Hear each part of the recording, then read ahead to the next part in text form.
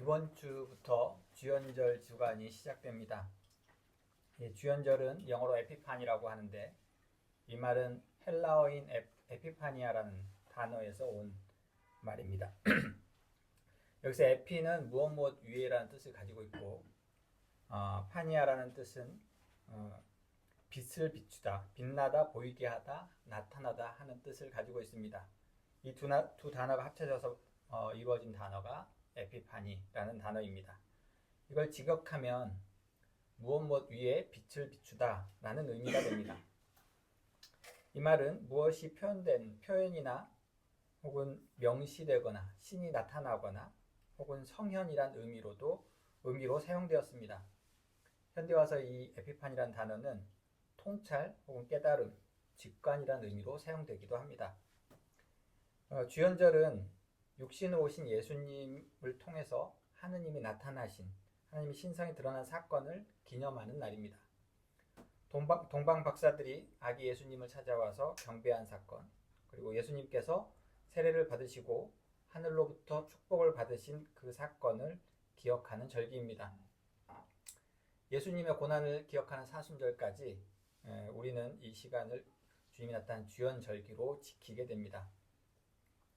오늘 마태복음서의 본문은 예수님께서 제자들을 부르시는 장면이 나옵니다. 이 이야기는 공간복음이라고 불리는 마태, 마가, 누가복음서에 기록되어 있습니다. 예수님께서 그물을 던지고 있는 베드로와 안드레를 보시고 이렇게 말씀하십니다. 나를 따라오너라. 너희는 사람을 낚는 어부로 삼겠다. 그리고 이렇게 기록되어 있습니다. 그들은 곧 그물을 버리고 예수를 따라갔다. 그 후에 세베대의 아들 야고보와 그의 동생 요한을 보시고 부르시자 그들도 곧 배와 아버지를 놓아두고 예수를 따라갔다 하고 기록되어 있습니다. 우리가 잘 알고 있는 베드로가 물고기를 잡는 기적 이야기는 누가복음서에만 나와 있습니다. 누가복음서의 내용에 보면 베드로가 밤새 그물질을 하며 물고기를 잡아도 아무런 물고기를 잡지 못할 때 예수님께서 깊은 데로 나가서 그물을 던지라고 말씀하십니다. 그리고 그물을 던졌더니 그물이 찢어질 정도로 물고기가 많이 잡혔다 하는 기적의 이야기가 기록되어 있습니다. 누가복음서의 이야기를 보면 그 기적을 체험한 어부들이 예수님을 따라갔다는 것이 어느 정도 이해가 됩니다. 그런데 마태복음서에는 이러한 기적의 이야기가 나와 있지 않고 되게 간결하게 표현되어 있습니다. 예수님이 어부들을 보고 그저 나를 따라오라 하고 부르시니 그들이 곧 따라갔다 라고 기록되어 있습니다. 이 본문만 읽으면 어떻게 이 말 한마디를 가지고 그렇게 쉽게 예수님을 따라갈 수 있는가, 자기의 삶을 다 버리고 따라갈 수 있는가 하는 의문이 생기기도 합니다. 제자들이 예수님을 곧 따라갔다 하는 모습이 보통 이제 제자도라고 하는 예수님을 따르는 제자들의 삶의 자세를 잘 드러내는 장면으로 이야기됩니다. 예수님이 부르심에 모든 것을 내려두고 곧 예수님을 따라가는 모습, 예수님을 믿고 따른다고 고백하는 신앙인들도 그런 자세로 살아야 한다 하는 이야기입니다. 이 모습을 우리의 삶의 거울로 비추어 보면 그들이 곧 예수를 따라갔다는 이 본문의 이야기는 우리에게 그렇게 가볍게 다가오지는 않습니다. 그 장면을 볼 때 우리는 우리 스스로에게 이런 질문을 해볼 수 있습니다. 우리의 삶 속에서 나는 어떻게 예수님의 부르심에 응답하고 살고 있는가? 돌아보면 우리는 예수님의 부르심조차 듣지 못하거나 행여나 듣는다고 해도 그 목소리를 외면하는 경우가 더 많지 않은가 하는 반성을 하게 됩니다. 우리가 깨어있지 못하고 우리의 귀가 열려있지 않으면 우리는 하느님의 음성을 들을 수 없습니다. 우리가 일부러 시간을 떼어서 기도를 하고 예배를 드리는 까닭도 조금이라도 더 깨어있기 위함입니다. 하느님께서 나를 어떻게 부르시는지는 조용히 귀 기울이지 않고서는 그 음성이 잘 들리지 않습니다. 하느님의 음성은 아주 작고 은밀하기 때문입니다. 그러나 하느님께서 언제나 작은 음성으로만 말씀하시는 것은 아닙니다. 때때로 강한 메시지로 우리의 마음을 울리는 감동을 내면 깊은 곳에 마음을 두드리는 소리로 주시기도 하십니다. 그러한 울림은 잠자던 우리의 영혼을 깨우고 삶의 방향을 다시 일깨워 주기도 합니다. 여러분 각자의 신앙의 여정을 살펴보시면 하느님으로 인해 마음이 뜨거워지고 가득 찼던 기억들이 있으실 것입니다. 그러나 그 마음도 다시 자신의 삶의 자리로 돌아오는 순간 쉽게 잊혀지고 사라지곤 합니다. 우리의 삶의 정황 속에서 하느님의 부르심에 따르지 못하도록 정황 속에는 하느님의 부르심에 따르지 못하도록 우리의 발목을 잡는 것들이 너무나 많이 있습니다. 마음은 있어도 몸이 움직이지 않을 때가 있습니다. 그래서 우리는 상황이 조금 더 나아지면, 시간이 조금 더 있다면, 조금만 더 여유가 생긴다면 하면서 그 요청들을 미루기가 십상입니다. 지금 당장이 아니라 언젠가 때가 되고 준비가 될 때를 기다리며 하느님의 부르심을 나중으로 미루곤 하지요. 그러니 어부들이 자신들의 삶을 버리고 곧 예수를 따라갔다 하는 이 구절이 우리에게 가볍게 여겨지지 않습니다. 오늘 구약의 본문은 예언자 에스겔의 이야기입니다. 에스겔은 바벨론의 포로로 끌려간 지 5년쯤 되었을 때 하느님으로부터 계시를 받고 예언을 시작하게 됩니다. 오늘 본문은 그발 강가에 거니던 에스겔에게 하느님께서 말씀을 전하시며 그를 파수꾼으로 세우시는 장면입니다. 파수꾼은 성벽이나 망대에 올라가 다가오는 위험을 감시하고 대비하는 사람입니다. 경계하며 지키는 일을 맡은 사람이라는 뜻을 가지고 있습니다. 하느님은 파수꾼 에스겔에게 이렇게 말씀하십니다. 내가 그 악인을 깨우쳐 주지 않거나 그 악인에게 말로 타일러서 그가 악한 길을 버리고 떠나 생명을 구원받도록 경고해 주지 않으면 그 책임을 너에게 묻겠다. 또한 의인이 악한 일을 할 때 내가 그를 깨우쳐 주지 않으면 그 죽음의 책임을 내가 너에게 묻겠다 하고 하느님께서 말씀하십니다. 하느님께서 아주 엄중하게 명령하고 계시는 것입니다. 이러한 요청을 받으면 사실 얼마나 두렵겠습니까? 이처럼 무거운 책임을 맡기신다면 그 명령을 설득 받아들이기 쉽지 않을 것입니다. 말씀을 묵상하면서 만약 하느님께서 나에게 이런 요청을 하신다면 나는 어떻게 반응할까 하는 생각을 해보았습니다.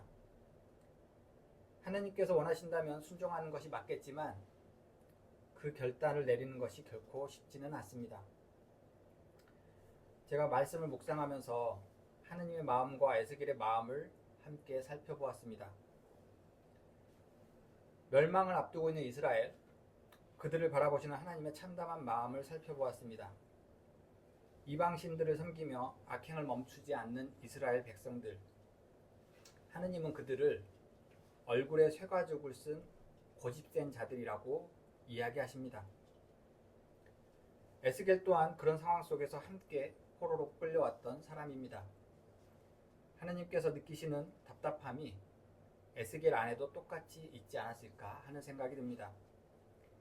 하느님을 거역하고 자기 고집에 사로잡혀서 나라가 망해가는데도 여전히 악행을 저지르는 지도자들과 백성들, 그들을 바라보는 에스겔의 마음에 답답함이 느껴졌습니다. 바벨론의 포로로 끌려왔을 때 이스라엘 백성들은 바벨론의 수로 건설 현장에 동원되었습니다. 바벨론의 포로로 끌려와서 수로 건설 현장의 노동자로 살아가던 에스겔의 현실, 그 암담한 마음을 떠올려 보았습니다. 참담한 현실 앞에 놓인 에스겔이 하느님의 말씀을 들을 때 그 마음이 어땠을까를 상상해 보았습니다. 에스겔은 하느님의 말씀을 들으며 두려움을 느끼기보다는 오히려 자신의 답답함이 풀리는 통쾌함을 느끼지 않았을까 하는 생각이 들었습니다. 에스겔은 하나님의 계시를 들으면서 하나님의 말씀이 드디어 이스라엘 백성들을 심판하시는구나라는 생각들을 했을 것입니다. 에스겔의 마음이 하나님과 맞닿아 있었겠다 하는 생각이 듭니다.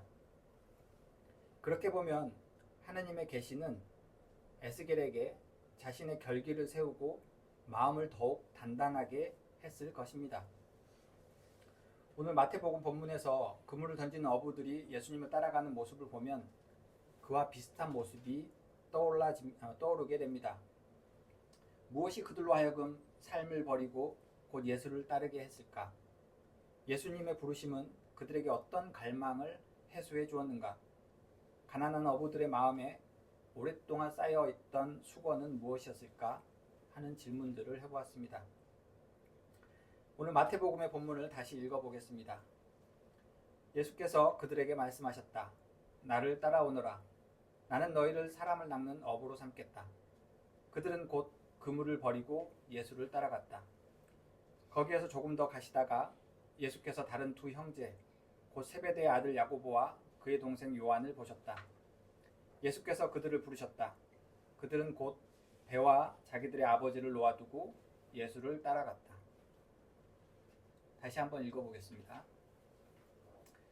예수께서 그들에게 말씀하셨다. 나를 따라오너라. 나는 너희를 사람을 낚는 어부로 삼겠다. 그들은 곧 그물을 버리고 예수를 따라갔다. 거기에서 조금 더 가시다가 예수께서 다른 두 형제, 곧 세베대의 아들 야고보와 그의 동생 요한을 보셨다. 예수께서 그들을 부르셨다. 그들은 곧 배와 자기들의 아버지를 놓아두고 예수를 따라갔다. 이 본문을 자세히 살펴보면 흥미로운 대칭이 나옵니다. 물고기와 사람이 그리고 예수님의 부르심과 그물을 버리는 행위가 대칭되어 나타납니다. 어부에게 물고기는 생계를 이야기합니다. 그저 자신만의 삶이 아니라 한 가정 전체의 생계를 책임지는 의미를 담고 있습니다. 그런데 그들은 예수님의 부르심 앞에서 자신들의 모든 책임을 내려놓고 예수님을 따라갑니다. 집안을 지켜오던 일, 세대 간에 물려오던 어부의 삶을 뒤로 두고 예수님의 부르심에 곧장 따르는 모습입니다. 성경에는 자신의 삶의 기반을 버리고 떠나는 장면이 자주 나옵니다. 아브라함의 이야기, 모세와 야곱, 요셉, 그리고 예수님 스스로도 고향 땅을 떠나서 방랑하는 생활을 하였습니다. 예수님을 따른 제자들 또한 말씀을 전하기 위해서 고향 땅을 버리고 여행을 떠납니다. 예수님을 따른다는 것, 신앙으로 산다는 것은 겉으로 보면 자신의 삶의 자리를 버리는 것처럼 보입니다. 그러나 이러한 삶의 자리의 변화는 사실 그들 안에 오랫동안 쌓여있던 깊은 갈망이 밖으로 드러나는 현상이기도 합니다. 이러한 경험은 여기 계신 여러분들도 한 번쯤 해보셨을 것입니다. 오랫동안 꿈꿔왔던 일을 어느 날 갑자기 저질러 버리는 일, 평소라면 도저히 하지 않았을 일을 어느 순간 뜬금없이 버리는 일. 다른 사람들 눈에는 그것이 사치나 혹은 허양처럼 보일 수도 있습니다. 그러나 그런 결정이 자신의 갇힌 마음을 풀어주는 경험을 여러분들은 한 번쯤 해보셨을 것입니다. 저는 그것을 사치나 허영이라고 보지 않습니다. 그 또한 하나님께서 주신 선물일 수 있습니다. 다만 그 일이 하느님의 선물이 되기 위해서는 조건이 있습니다. 그것이 내가 진정으로 바라는 것인가 하는 것입니다. 여기서 말하는 갈망은 습관적으로 현실을 회피하기 위한 그런 요구가 아닙니다. 내면 깊은 곳으로부터 올라오는 내가 그 일을 하지 않고서는 견딜 수 없는 무엇이어야 합니다. 그것을 우리는 영혼의 소리라고 부르기도 합니다. 우리가 내 삶을 버리고 하느님을 따른다는 것은 언제나 두려운 일입니다. 하느님께서 에스겔에게 명하신 것처럼 그 책임을 너에게 묻겠다고 우리에게 말씀하신다면 우리는 그 요청 받아들이기 쉽지 않습니다. 그러나 그 말씀이 우리 내면에서 비롯되고 우리 영혼 깊은 곳에서 시작되는 갈망에서 비롯한다면 하느님의 그 요청은 우리 안에 강한 확신과 믿음으로 나타납니다. 하느님께서 바라시는 일, 그리고 나의 간절한 갈망, 그것은 곧 사람을 살리는 일임을 마태복음서에서는 우리에게 보여주고 있습니다. 어부가 그물을 버리고 예수를 따른다는 것, 그것은 예수님께서 그들을 사람을 낚는 어부로 부르시기 때문입니다. 생계만을 위한 것이 아니라 인간으로서의 삶을 회복하는 일, 그것이 하느님께서 바라시는 것입니다. 우리 안에 깊은 갈망도 잘 들여다보면 사람들이 함께 사는 세상, 사랑으로 채워진 세상입니다. 그리고 그것이 하느님의 나라가 아닐까요? 그렇게 보면 그들이 곧 예수를 따랐다는 성경의 기록은 단지 어부들의 결단력 있는 성격을 드러내는 말이 아니라 우리의 삶이 예수 그리스도를 만남으로 인해 삶이 변화되는 사건의 증거라고 볼 수 있습니다. 예수님의 몸을 통해 하느님께서 나타나셨듯 우리의 몸을 통해서도 하느님께서 나타나십니다. 그 믿음을 우리 안에 간직하시기 바랍니다. 그 믿음을 따라 이곳에 모인 서울교회 여러분 또한 하느님의 파수꾼으로 살아가는 삶의 놀라운 경험을 하시길 바랍니다. 자신 내면의 깊은 곳에 있는 갈망을 잘 발견하며 그 자리에서 머물러 계시는 하느님의 음성을 듣고 결단하는 삶을 사는 우리 모두가 되시길 바랍니다. 아멘.